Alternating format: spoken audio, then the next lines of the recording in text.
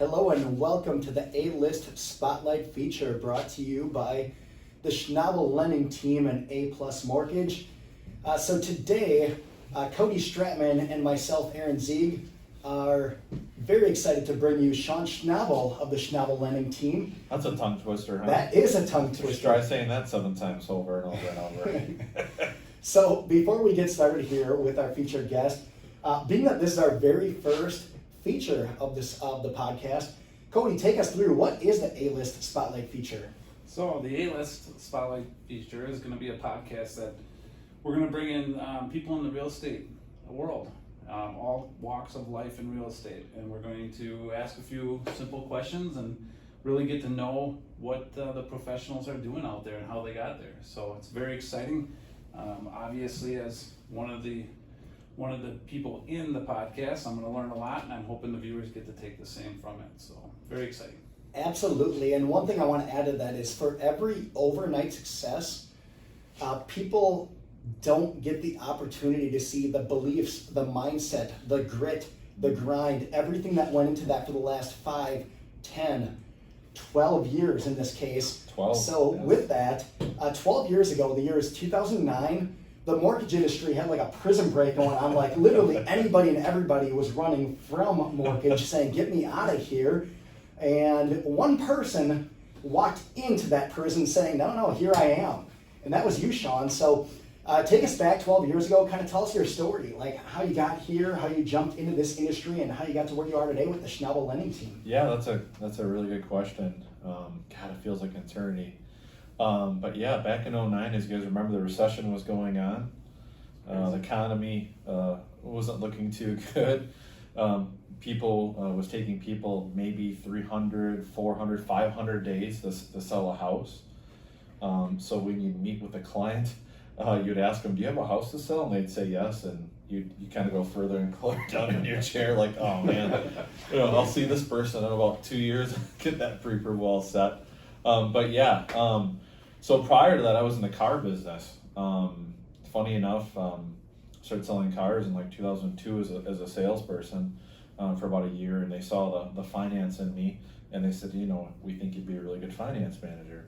So I dove in, and that's kind of what I went to school for, so I was excited about that, and dealt with clients one-on-one and did really, really well with that, and then later got promoted to a sales manager. And it was over at Holtz Motors, which is one of the largest Chevy dealerships in the state. So it was a lot of transactions, got to learn a lot, kind of really learned the sales aspect face to face. But, and then, the recession happened, and, I was working long hours. I was always, when you're in management in the car business, you're constantly there. You're the last one to leave, first one there. And, I was, in 2009, I just turned 30, and wanted to start a family and wanted to be home more. So I went on vacation that summer, and my ex-wife and I got back that summer, and I told her, I think I'm done. I saw a dealership, a couple dealerships as we're driving out east to Gettysburg, and every time I saw a dealership, I think the insides of mine just kind of turned. And funny enough, 6 months prior to that, where I was going to church, the pastor was actually owned a mortgage company. At the time, it was called Mortgage 2000, if I remember, and they just changed their name after I started, called Providence Home Lending. And he always told me for 6 months, saying, Shawn, you'd be really, really good in the mortgage world just because you're detailed when I want to be, and you're really good with numbers, just good with people, and you can be able to manage a transaction from A to Z very well and do that. And he kept pinging my ear, and then we got back from vacation. I said, I think I'm going to give this a shot. Time to do it. And yeah, absolutely, time to do it, and bet on yourself. Mm-hmm. And so I did. That summer I got my license and studied for it, and I said, I'm going to do this. I'm going to make this work. And so at the time when I started, true story enough, I didn't even know what networking was. I didn't know the term. I'm like, networking, what is that? Sure. I didn't have social media. I wasn't on Facebook. I knew one realtor. That was it. I had maybe 10 or 15 really close friends. I wouldn't say a lot of them all had, what we call in our world tentacles and, their friends and their whatnot. So I was very limited. But the one thing I knew is I had the grit, the drive.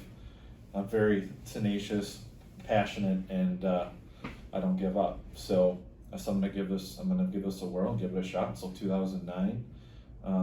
The first thing I did, and what's funny is that our team, my birthday was a couple weekends ago, and Dana, my assistant, put on our business Facebook page a picture of me and my first profile picture, business picture, and then a new one of our team that we just had done, that new thing they're doing, social media, how it started and how it's going.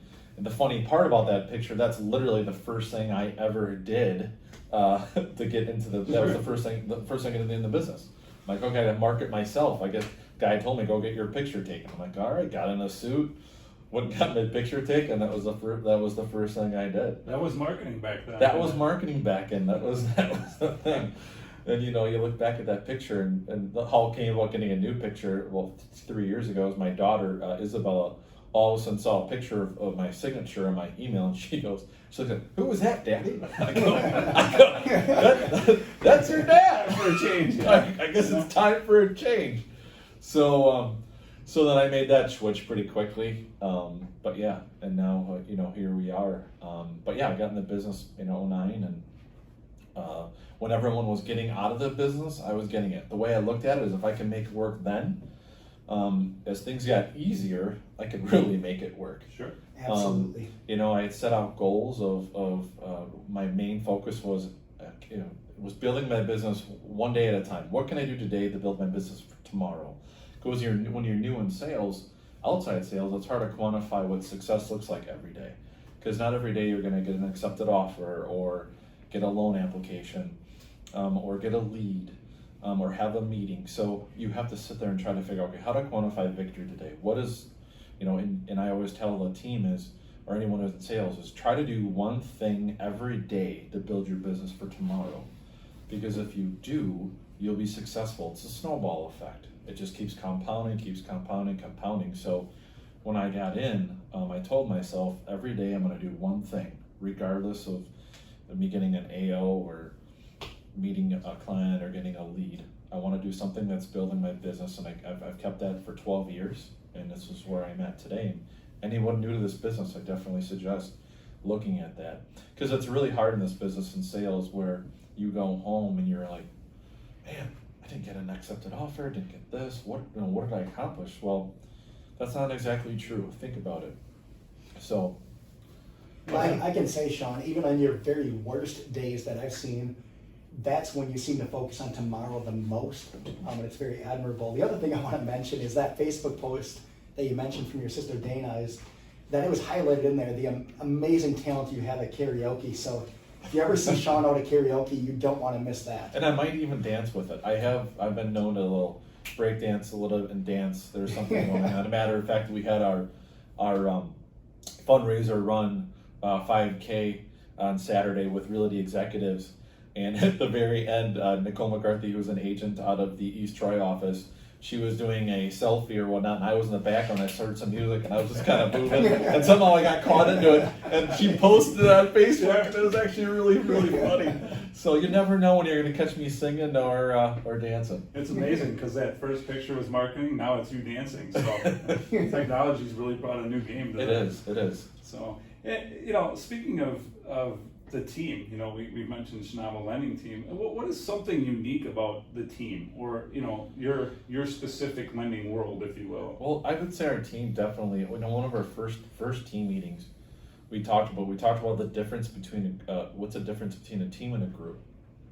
When you have a group of individuals, everybody is in that group, but they're doing their own thing. With a team, you help each other out. We all have our strengths, we all have our weaknesses. We always talk a lot about where's your seat in the bus, right? Making sure everyone's in the right seat, so we're all helping each other out and getting that that bus down the road and being successful, because we all have our strengths and weaknesses. One thing I always talk to my wife about is, man, if I was a teacher or was writing a program for teaching, I would why put everyone in a box and say, okay, this is how I'm going to teach you to learn. why don't we look at the focus? Every kid learns differently. Could you imagine if in every school they kind of catered, kind of like how we cater to our employees, you cater to your student of how they learn and how much better, how much that was. Sure. I hope one day they do that. But it's the same thing when building a team is building a bunch of individuals, not like yourself, because if we're all like me, I'm telling you, we won't be nearly successful as we are with that. You want to bring a bunch of individuals that are unique and have all their strength, different strengths, and always be mindful where's their seat in the bus and put them there. You want to set them up for success, not failure. And if you work all as a team and not as a group, an individual, it's amazing what you can accomplish. So think about a football team or basketball team. When they're all working as a team, not an individual, how much better that team is. Right. And that's the same truth with sales. And so everyone on our team, remember, they're just amazing. So very cool. I love it.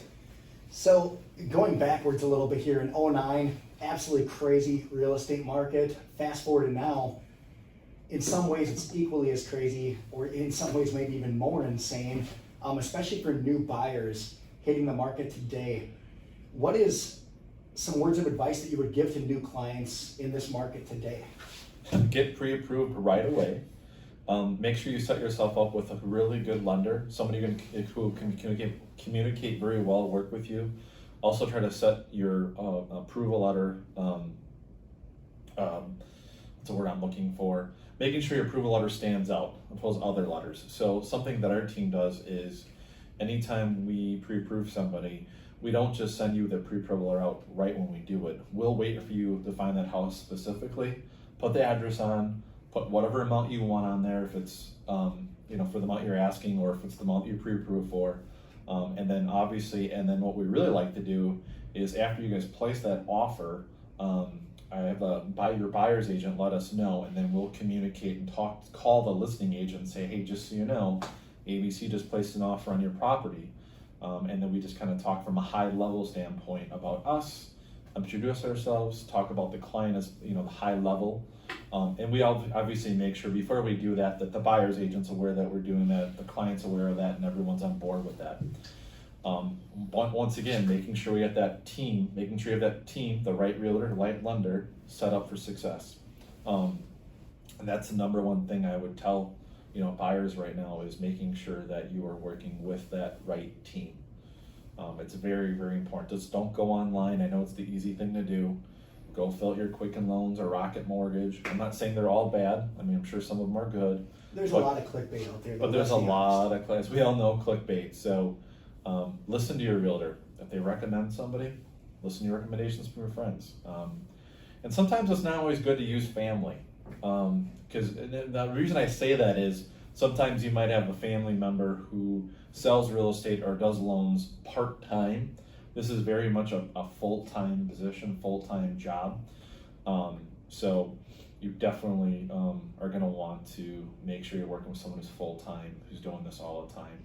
The number one question that a lot of clients always ask me is, over the years, is, why should I use you and not use my bank? And I'm like, that's really easy, really easy. I'll give you an example, make it quick for you guys. Let's say all of a sudden you're running 5K and you sprain your ankle and you bust your ankle up and you have to have surgery. Oh, that's right, I got a story for that. There, Cody. You're not going to go to your primary doctor for an ankle replacement or fixing whatever you need if you have surgery. You go to your specialist who specializes. This is what they do.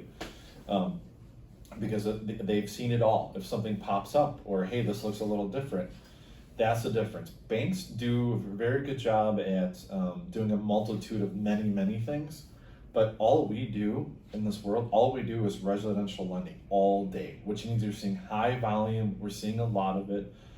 We've seen different things where we need to go with zig or zag, and we know what to do. Sure. So you definitely want to go with someone like ourselves, where this is all we do all day long. We're not taking in a checking account, savings account, opening up a car loan. There's nothing wrong with that, but you want to be with that specialist. So that's definitely where we shine above the bank. And at the same time, our company gives out those rates and fees just like a credit union. So very nice. Absolutely. All right. Well, we're going to kind of switch to different focus in regards to the. We'll make it simple. side. You promised me it would be This simple. one's going to be really simple. Is it compliant? It is going to be completely compliant. All right, just making sure. So we want to know what do you think is a major misperception that people have of the lending industry or the mortgage industry? That's a really good question. Hard to say. Maybe sometimes I feel like clients always think that we're the ones that are wanting the bank statement or transaction summary or want certain paperwork a certain way. Stuff, sure. As I always tell my clients, look, if it was up to me, we would collect no documentation to prove you based off of this and go. But that's not the case. Listen to your loan officer. If he's asking for something, he's asking for this because an underwriter wants it, not that Aaron or Cody or Shawn are saying, oh, I want this, and we're creating this what we call overlays in our business. We're not creating any kind of overlays. I think that's a misconception. I feel like sometimes the clients think it's us who wants it. We're the middle guy, Sure. And we're just trying to get it down there. And another misconception, which just happened about a year ago, is you remember when the Feds lowered the interest rate to 0? Yeah. Very briefly. Okay, so when the Feds rolled, and it's still at 0 by the way, when they lowered to 0, everybody, I think my phone blew up, my email blew up with, can I get 0% now? 0%, sure. And that's not exactly accurate. When the Feds lower the rate to 0, it doesn't really affect, that affects more like what kind of interest you're getting on your checking, your CDs, your savings accounts, stuff like that. That doesn't affect the interest rate on your mortgage, so to speak. So that's probably the biggest misconception is people feel like when the Fed set that rate low, that they think, it's more of the bonds that kind of sets what's going on in the bond market that sets your interest rate. The Feds are buying the bonds and keeping it low, which is why the rates are low where they're at, not because the Fed set the rate at 0. So I would say that's probably the other big misconception. Sure. So what do you think is bad advice or a bad recommendation you're seeing given in the mortgage world today? Not obviously from the Schnabl lending team or A+ mortgage, but in general, what are you seeing? Like bad, like that, like Bad, wow, don't do. Yeah. Like eye-opening. Yep. I mean, there's some things, but some of these things these buyers have to do to get these houses. Like, people not doing a home. I've always said make sure you do at least a home inspection so that way there's nothing wrong with the foundation or roof or mold or bigger things. And people unfortunately are having to Waive it. To waive it and do it. And I've been seeing more people max out their pre-approval letters. I've been doing this 12 years, and I feel like this year everybody wants to max out their pre-approval. So to me, that's really scary.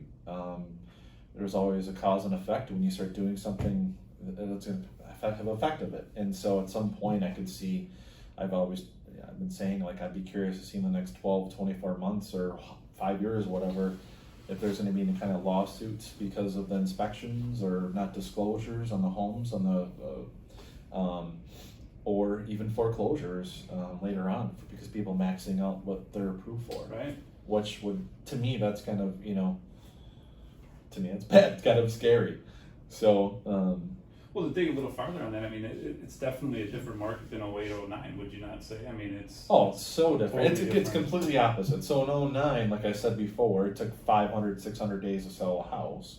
So the buyers had all the power if the buyer didn't have a house to sell. Now in this market, the sellers have all the control because they have a plethora of offers coming in, 20 offers, 8 offers. They're 40, 50, 60,000 over, no appraisal contingency, no inspection contingency, just to get the offer. Yeah. And it's kind of an interesting market. I tell the buyers up front, you need to be persistent. You need, if the realtor has a house, you should see it right away. And you got to write a really strong offer up front because I don't think they're really even countering many offers, just taking the best offer and going. So What I hear you saying as well, in a roundabout way here, is if you're willing to downgrade, probably not a better time to do it. Obviously, you're going to overpay for that downgrade, or downsize, I should say, but you're going to get a lot more if you're looking to do so, where you can really capitalize right now. You can. One thing that just happened in our world, I'm not sure how much people are talking about right now, but About 2 months ago, I want to say, Fannie and Freddie came out and said, "Oh, our portfolio of second homes and investment properties are getting really, really high here. We need to backtrack on our interest rates and raise rates." And all of a sudden now I have buyers that were pre-approved for a second home or investment property back in the winter before this came out. And they're like, "Well, you told me a rate of this, and rates haven't really changed since I talked to you before." So, well, the problem is Fannie and Freddie looked at their portfolio and said, "We are just too heavy." And what happens is, what do people usually, the first thing they stop paying on, if they're gonna stop paying on something, is their second home or their investment property, not their primary. So that risk is really high. A matter of fact, and it's funny, after I read that email a couple months ago, I started thinking about it. I'm like, when I got into the business in 2009, there was nobody buying investment properties or second homes, and if they did, the rate was astronomical, and you had to buy points down and everything else like that. And then all of a sudden, it just hit me. I'm like, that's crazy, because every time I price out an investment or second home for the last, how many years, the rate's been actually not too far off what the primary was. Correct. So, we have way more people buying investment properties and second homes because of how low rates have been. Now that rates are higher, over time, I think that will slow down. Their portfolio will get a little bit smaller. So, sure, makes sense. Yep. So in the past 5 years, what new belief, behaviors, or habits has most improved your life or your profession? That's a good question. I started reading a book called The Who, Not the How. Okay. And I just love the book. It actually just came out not too long ago, and I just started reading it, and it kind of goes back to a lot of beliefs about 5 years ago that I started thinking about is getting help and not being afraid to bet on yourself, just like I bet on myself to get into business, and bring on a loan officer assistant or somebody else to kind of help with the day-to-day operations of things that anybody can do. That way I can focus, or you can focus more on the sales aspect, the things that you can, make money at, kind of the 80-20 rule.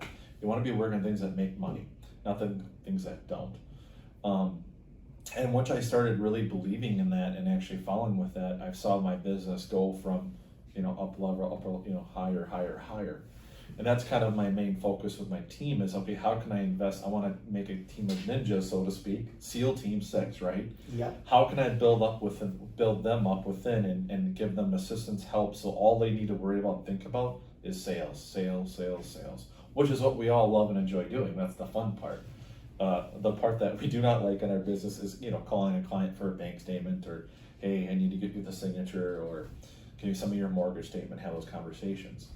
Those aren't money-driven things, so. Well, I'm sure the customer obviously feels it too. Oh, for underlying, you're a little bit better, on your responses, your communication. Oh, for sure. And a lot's got to do with, creating the raving fans for the daring process, we call it, from the accepted offer to taking the application to closing. That's a huge time of building up that raving fan, so those clients love you, want to come back for more, and want to refer you business out. And I found that in the last 5 years, since really focusing on that raving fan and daring process, by bringing in someone to help me with that, because when you do, there's only so much one person can do. I saw my referrals up, and the business kept growing. And the realtors on the other end are like, wow, that was really a smooth transaction. Communication was outstanding. I want to work with you. And before you know it, in our world as lenders, having a realtor contact us to want to work with us, opposed to me calling the realtor, is huge. That's invaluable. And so I would definitely say the focus of bringing in help, bringing in that assistant, bringing in a team, and creating a bunch of team of SEALs, Navy SEALs, has been definitely a game changer in the last 5 years of being able to, build those raving fans, build up that business. And so that's kind of our focus as a team, is creating a bunch of raving fans. It's really interesting to me because so many entrepreneurs that I personally know or have met over the years, adding somebody on, a lot of times they'll look at it as an additional expense. Are we ready for that? And you look at it kind of the opposite, like it's an investment to 5x or 10x your business growth. And in the process, what you said is you forge stronger relationships, not only with business partners, but also the referrals have only gone up and up. The service has been better. Everything's grown. Correct. And you basically paid $1 to make 10 is kind of what I understand you saying. Correct. And it comes down to the number one thing that I always say, what's the number one, is time. Our time is so valuable and the time we need. And what more if I have somebody else helping me with that time so I can focus my time and energy into building up the team or building up my business, all the sales money stuff, opposed to me, the wording of, you don't want to be working in your business, you want to be working on your business. Absolutely. And that goes hand in hand with what we talked about at the beginning of this conversation was, building, what did I do today to build my business for tomorrow? And if you're working in your business every day, how do you spend time to work on your business? It's impossible to do.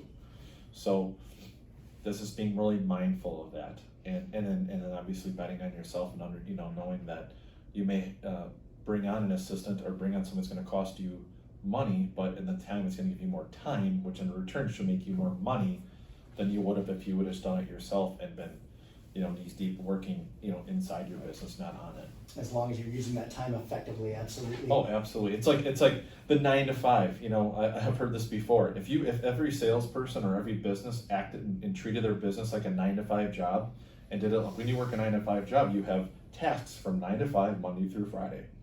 And if you actually did those 9 and acted as a loan officer as a 9 to 5 or as a realtor 9 to 5, could you imagine how big your business would be? I mean, it'd be insane. But yeah. Absolutely. So switching gears here a little bit, hero of mine, Rocky Balboa, always talked about it's not whether you get knocked down, but can you get back up and keep moving forward? For sure. And all jokes aside, I do believe that we learn a lot more from our struggles. Yes. and the challenges and the failures that we do from the simple successes, as long as we fail forward and learn from them and move forward, as we talked about. So as you look back, what's a favorite failures that stands out, a favorite obstacle or challenge that you went through that, as you look back, it propelled you so much further ahead now today? Failure. That's a really, really good question. I know there's one or two in there. Well, it's like I told Cody the other day, I don't have whiteout because I don't make mistakes. Just like it's where the assistant comes in. Just like you don't sing the wrong words to songs in karaoke. No, a couple of things come to mind. I think the one thing that really hit me at one point was, when I first got into business, my business was all face-to-face and phone. It was not email, it wasn't texting. And now in this day and age, everything is very much texting and email. And so you have to adapt to that. And one of that is the etiquette of an email and texting. And since you're doing that, you're trying to create that raving fan almost with texting and email. And I thought I was doing a really good job with it, and I was not. I was failing pretty hard. And it kind of goes back to the thing of realizing the raving fan, how I need to do that, and so I adjusted it. So, and it hit me, and it was funny. What happened was one day a client texted me in the morning, and I responded to her, but it was very just point blank, very dry, right to the point, which is how I was always doing it. And she kind of made a comment back to me about, well, hey, how are you doing today? Kind of like, where's the personal touch? And it all of a sudden, I don't know, I'm really happy. All of a sudden it hit me like, man, there's like, what am I doing? Like, that's usually how I respond to everybody. If that's how she feels, I wonder how everyone else is feeling. And then it hit me that I've been failing for years on that etiquette of the email, and the texting. And so I started changing that with that. And then also the email thing, as I just talked about, where I said was someone would email me a document or email me something, and I would not respond back. I would just forward it onto my processor or whoever needed it, and not say thank you, received, or thank you, have a nice day, or anything. And all of a sudden that just hit me like, I should really start, part of that etiquette, I should probably let them know that I got your document. Sure. And just they go and never ever land, And I made those changes, And that's when, being truthful to yourself and saying, okay, I can do something better. And so I changed that, and I think that along with everything else helps generate more leads, more referrals, because the process the clients appreciated it better. And so I would say that would be when we talk about failure, I was definitely failing with that for sure. No, it's interesting you bring that up. One thing my wife has said over the last few years is, and I know this isn't exactly what you mentioned, but she's a very sarcastic person and brings humor in with her sarcasm. And she mentions, sarcasm does not come through very well in your texting, your emails, and different things that way. And that's one thing I've been extremely mindful of the last few years, because you read it differently than the way somebody's tone is saying it. Yeah. Just to add on top of that. Yeah, for sure.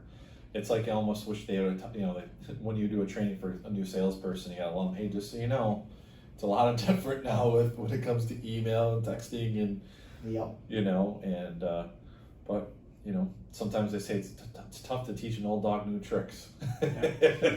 I'm willing to learn. It's always nice to be, in front of somebody. You can see so much more of the body language and reactions, and it is definitely an art. I think for sure. We could definitely use more and more of this type of stuff where we talk about it and really understand it, because it does make a difference. There's going to be anyone in sales or business, there's going to be moments throughout their career that are going to define how successful they are. And a lot of it is understanding, okay, I'm making mistakes here, I need to adjust and fix this, and not being stubborn and letting your ego get in front of you. And making those changes, and all of a sudden sometimes it'll just hit you and you have that aha moment, like I need to change this, I need to do something different. Mm-hmm. And learning from those mistakes and not keep making the same one over and over and over again. Well, and I think that helps having a team too. Somebody that will call you out, and not in a bad way, but a way to help build that team. So for sure. Very good. Yeah. So what you brought up a good book, but what would you say is a book or an audiobook or a podcast that you would highly recommend that we could go and find and take advantage of? That's a really good question. So a Compound Effect is a book that I've read, that I've always really, really enjoyed. Darren Hardy. Yep. And then the one obviously we just talked about, the who, the not the how. I'm really excited. Talk about teaching an old dog new tricks. I'm really excited about Audible on my phone. So I've always wanted to be that person who was a reader. And the problem is, anytime I picked up a book, I feel like I pick it up and I read the first 10 pages of it. And then I have I'm gonna come back to it, but I just don't. And I come up with all those excuses we always talk, in our head about why I can't get to it. And then before you know it, I just forget about the book and I move forward. So my wife Morgan talked to me about this book, The Who, Not the How, and she spoke highly of it. And I'm like, you know what? I asked her, is that on Audible? Can I get that on? She was like, yeah, most things are on Audible. Right. So she gave me her login information. And I logged in there and I found it. I was super excited. I got it. I've been hooked on it. There you go. And it's a short read actually. And I'm excited about this Audible thing because there's a lot of different books that I'm going to be able to read that I wouldn't before because of picking up the physical book. The one thing I need to figure out though is, okay, how do I take notes when I'm listening to it and then going back? So I have to figure that out. Anyone's got any suggestions? Sure. That'd be great.